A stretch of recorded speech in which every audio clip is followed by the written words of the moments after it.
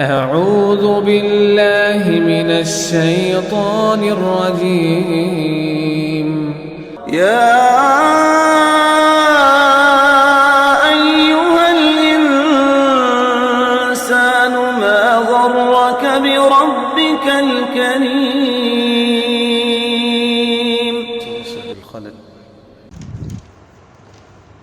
أعوذ بالله من الشيطان الرجيم. بسم الله الرحمن الرحيم. إنما المؤمنون الذين آمنوا بالله ورسوله وإذا كانوا معه على أمر جامع لم يذهبوا حتى يستأذنوه. إن الذين يستأذنونك أولئك الذين يؤمنون بالله ورسوله فإذا استأذنوك لبعض شأنهم فأذن لمن شئت منهم واستغفر لهم الله إن الله غفور رحيم. لا تجعلوا دعاء الرسول بينكم كدعاء بعضكم بعضا قد يعلم الله الذين يتسللون منكم لواذا فليحذر الذين يخالفون عن أمره أن تصيبهم فتنة أو يصيبهم عذاب أليم. ألا إن لله ما في السماوات والأرض قد يعلم ما أنتم عليه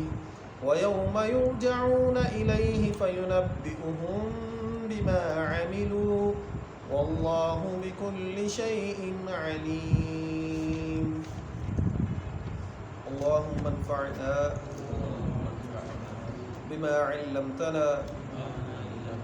وعلمنا ما ينفعنا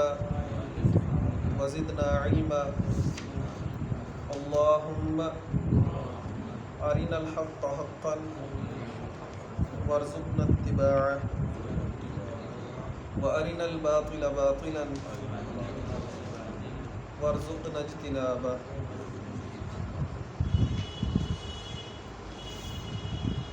انما المؤمنون بے شک مؤمن الذین وہ لوگ ہیں آمنوا جو ایمان لائے باللہ و رسولہ اللہ اور اس کے رسول کے ساتھ اللہ اور اس کے رسول پر ایمان لائے وَإِذَا اور جب کانوا معہ وہ ہوتے ہیں آپ کے ساتھ علی امر کسی کام پر جامع جمع ہونے والے لم یذهبوا نہیں وہ جاتے حتی یستأذنوا حتیٰ کہ وہ اجازت طلب کرتے ہیں. ان الذین بشک وہ لوگ یستأذنونک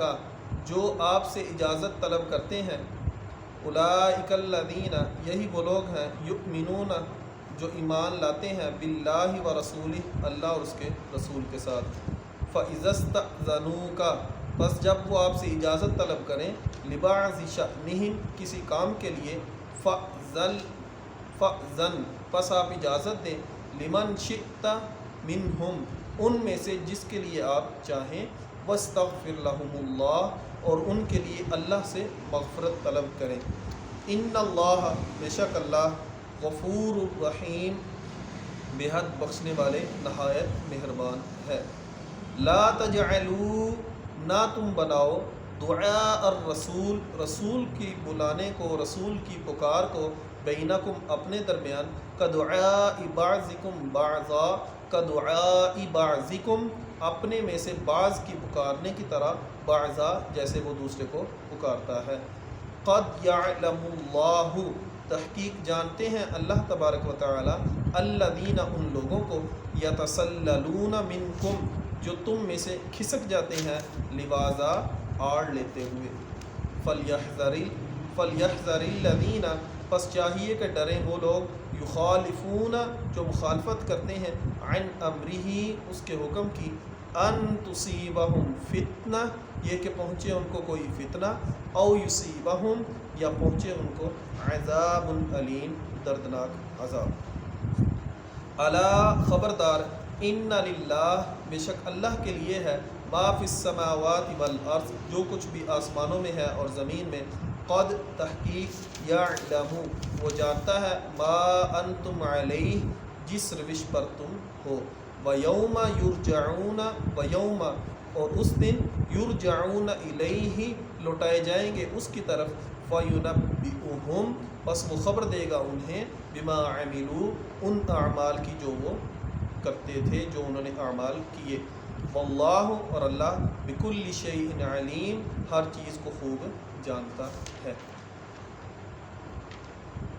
انما المؤمنون الذین آمنوا باللہ ورسولہ،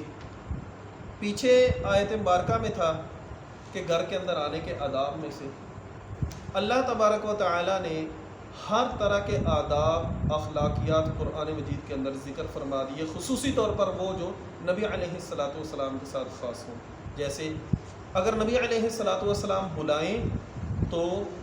آپ نے فوراً آنا ہے، جیسے اسی آیت مبارکہ کے اندر ہے۔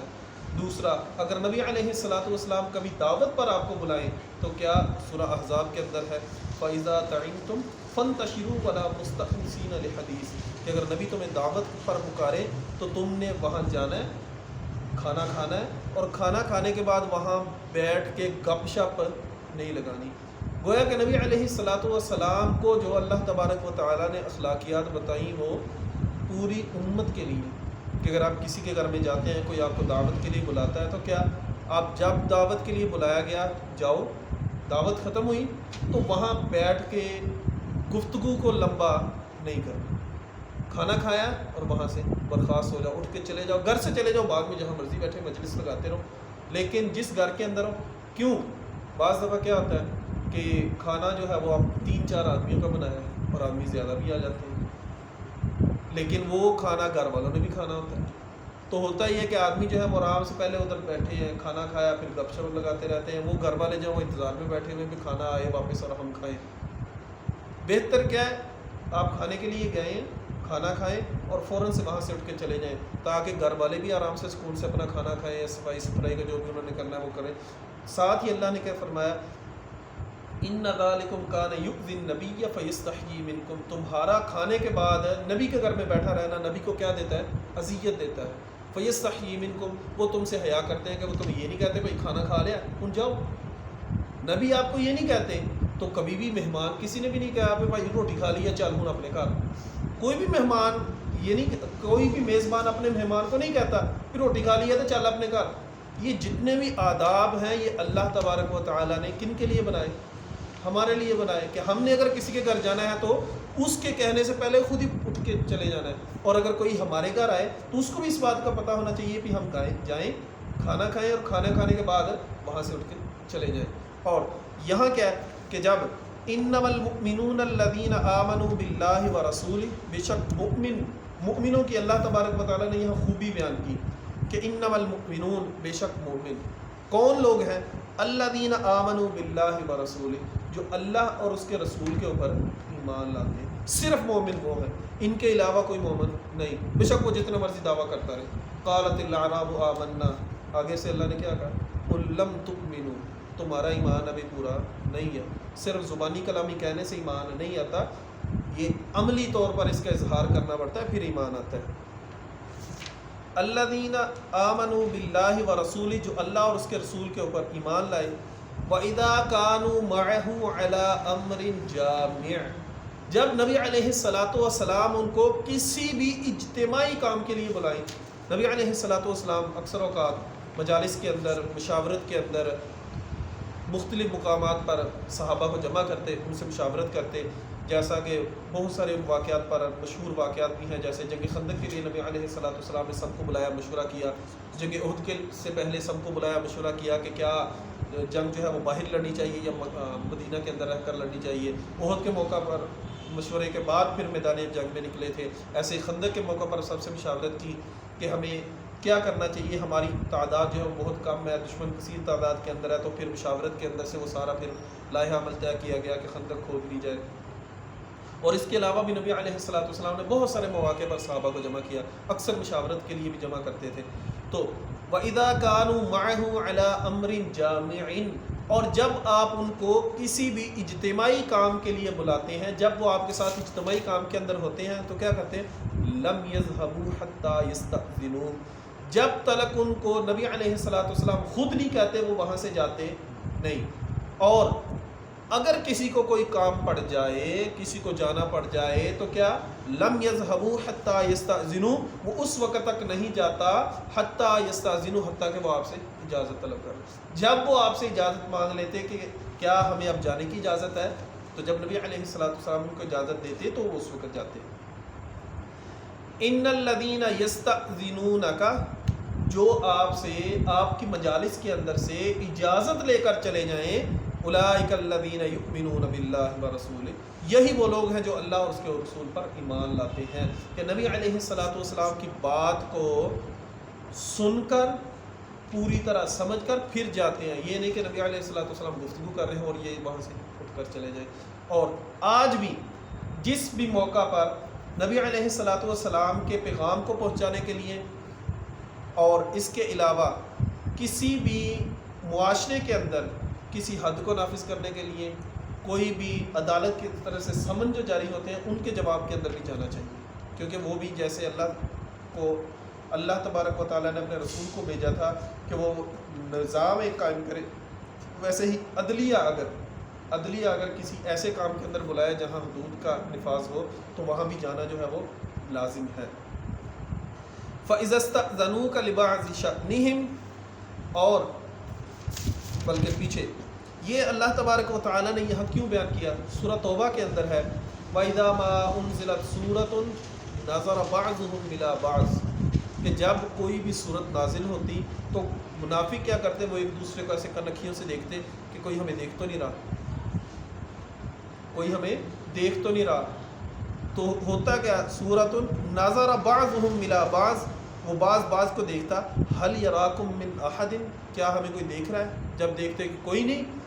ثم انصرفوا، پھر وہ وہاں سے مجلس سے کھسک جاتے، نکل جاتے۔ اور ان کے نبی علیہ السلام کی مجالس کو چھوڑ کر نکل جانا اللہ تبارک و تعالیٰ کو اتنا برا لگا کہ اللہ نے کیا کیا؟ صرف اللہ قلوبہم، کہ اللہ نے ان کے ان مجالس سے نکل جانے کی وجہ سے ان کے دل جو تھے وہ بھی پھیر دیے، کہ ان کے دلوں کے اندر جو ایمان کی کوئی رتی موجود تھی، کوئی کچھ حصہ موجود تھا ایمان کا، وہ بھی ان کے دل سے جاتا رہا۔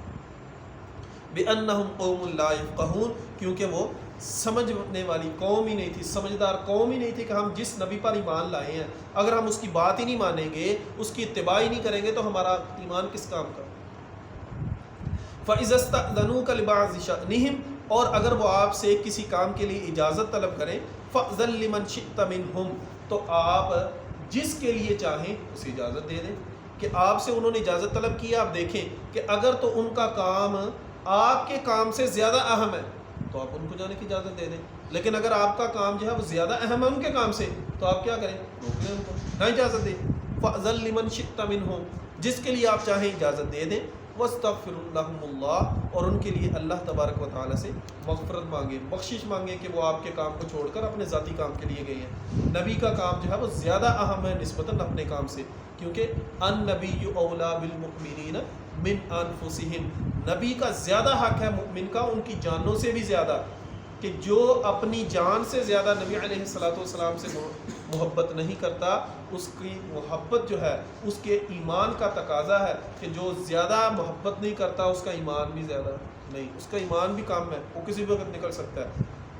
جب محبت زیادہ ہوگی، زیادہ محبت کرنا ہی زیادہ ایمان ہوگا، کہ نبی علیہ السلام سے جو محبت ہے وہ اپنی جان سے بھی زیادہ کی جائے گی۔ تو یہاں ان کے کام کو دیکھا جائے گا، اگر وہ کام زیادہ اہم ہے تو پھر ان کو اجتماعی کام سے جو ہے ان کو چھٹی مل جائے گی۔ ان اللہ غفور الرحیم، اللہ تبارک و تعالیٰ بے حد بخشنے والے اور نہایت مہربان ہیں۔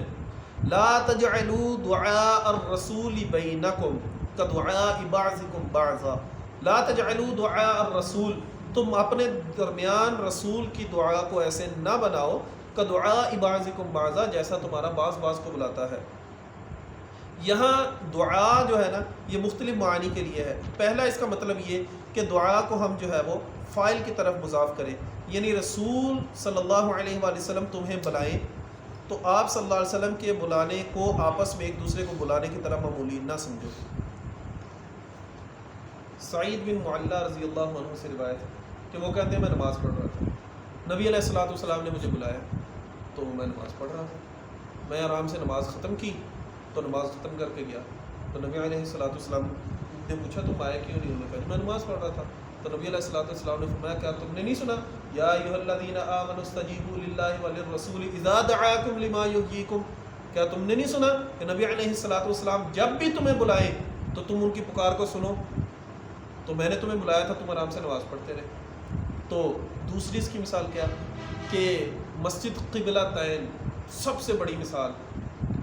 کہ صحابہ اکرام کیا کر رہے ہیں؟ نماز پڑھ رہے ہیں۔ دوران نماز نبی علیہ الصلوۃ والسلام کا پیغام کیا ملا کہ نبی علیہ الصلوۃ والسلام نے مسجد اقصیٰ سے اپنا منہ کس طرف پھیر لیا؟ مسجد حرام کی طرف۔ تو کسی نے نہیں کہا کہ نماز پڑھنے کے بعد دیکھیں گے، کیا کیا؟ لا تجعلوا دعاء الرسول بینکم کدعاء بعضکم بعضا، آپس میں ایک دوسرے کی بات کی طرح کہ بعد میں دیکھیں گے، یہ کریں گے، وہ کریں گے، نہیں کہا، فوراً سے اپنی صفوں کو مسجد اقصیٰ سے مسجد حرام کی طرف پھیر۔ یہ تھا صحابہ کا ایمان۔ اللہ بھی اسی کا تقاضا کرتے ہیں کہ جب تمہارے سامنے نبی کی بات آ جائے، جو نبی نے بلایا ہے، نبی نے پکارا ہے، نبی کا حکم اگر تمہارے سامنے آ جائے تو تم ایسے اس حکم کو نہ سمجھو جیسے تم ایک دوسرے کی بات کو سمجھتے ہو کہ بات اچھی لگی مان لی، نہ لگی نہ صحیح، نہیں، ایسے نہیں کرنا کہ نبی کی پکار جو ہے وہ تمہیں ایک دوسرے کی طرف پکارنے کی طرح نہ لگے۔ اور دوسرا اس کا مطلب ہے کہ دعا کو مفعول کی طرف مضاف کریں کہ رسول اللہ صلی اللہ علیہ وآلہ وسلم کو اس طرح نام لے کر مت بلاؤ جس طرح تم ایک دوسرے کو نام لے کر بلاتے ہو، جیسے ایک دوسرے کو نام لے کر بلاتے ہو ایسے تم نے آپس میں بلانے کی طرح نبی علیہ الصلوۃ والسلام کو نہیں بلانا۔ نبی علیہ الصلوۃ والسلام کو ہمیشہ ادب کے ساتھ ان کا نام لینا ہے، اور ویسے بھی صلی اللہ علیہ وآلہ وسلم کہنا جو ہے وہ تو لازم ہے کہ صلاۃ والسلام جو ہے وہ نبی علیہ الصلوۃ والسلام کے نام کے ساتھ لازمی طور پر بولا جائے گا۔ ایک دوسرے کے نام لینے کی طرح آپ نے نبی علیہ الصلوۃ والسلام کو نہیں بلانا۔ اور تیسرا اس کا مطلب یہ کہ لا ترفعوا اصواتکم فوق صوت النبی بھی اسی کے اندر آئے گا کہ اپنی پکار کو نبی علیہ الصلوۃ والسلام کی پکار سے بلند نہیں کرنا، اپنی بات کو نبی کی بات سے بلند نہیں کرنا، کہ جیسے ہم ایک دوسرے کی مشاورت کے اندر کیا آتا ہے کہ ہو سکتا ہے اس کی بات اچھی ہو جائے، ہو سکتا ہے اس کی بات اچھی ہو جائے، لیکن جب نبی علیہ الصلوۃ والسلام کی بات سامنے آ جائے گی تو جو آدمی نبی علیہ الصلوۃ والسلام کی بات کو چھوڑ کر اپنی بات کے نفاذ کی بات کرے گا تو کیا ہوگا؟ اطیعوا اللہ واطیعوا الرسول ولا تبطلوا اعمالکم، جو اللہ اور اس کے رسول کی اطاعت نہیں کرے گا اس کے اعمال جو ہیں وہ باطل ہو جائیں گے، جو اطاعت کرے گا اسی کے اعمال جو ہیں وہ بچیں گے۔ قد یعلم اللہ الذین، تحقیق اللہ تبارک و تعالی جانتے ہیں ان لوگوں کو، یتسللون منکم لواذا، جو تم میں سے آڑ لیتے ہوئے آرام سے کھسک جاتے ہیں، نبی علیہ الصلوۃ والسلام کی مجالس سے جو ہے وہ آہستہ آہستہ نکل جاتے ہیں۔ اور یہاں اللہ تبارک و تعالی نے ان لوگوں کی اس فعل کو ذکر کیا، اس صفت کو ذکر کیا کہ یہ ان کے اندر برائی موجود ہے اور ان کا نام نہیں لیا، ساتھ کیا فرمایا؟ فَلْيَحْذَرْ، چاہیے کہ ڈریں، الَّذِينَ يُخَالِفُونَ، وہ لوگ جو حکم کی خلاف ورزی کرنے والے ہیں، یخالفون عن امرہ، جو اس کے حکم کی خلاف ورزی کرنے والے ہیں، ان کو چاہیے کہ وہ ڈرے، ان تصیبہم فتنہ، یہ کہ ان کو کوئی فتنہ آ پہنچے، او یصیبہم عذاب الیم، یا ان کو کوئی دردناک عذاب آ لے۔ فتنہ جو ہے وہ کئی صورتوں کے اندر ہو سکتا ہے، وہ ذاتی آپسی اختلافات بھی جو ہے وہ یہ بھی بہت بڑا فتنہ ہے، خواہ وہ باپ بیٹے کے درمیان ہو، بھائی بھائی کے درمیان ہو، کنبے قبیلے کے درمیان ہو، کسی بھی اعتبار سے یہ بھی ایک بہت بڑا فتنہ ہے۔ مال اور اولاد یہ بھی ایک فتنہ ہے، اللہ تبارک و تعالیٰ جسے چاہے جیسے فتنے کے اندر مبتلا کر سکتے ہیں۔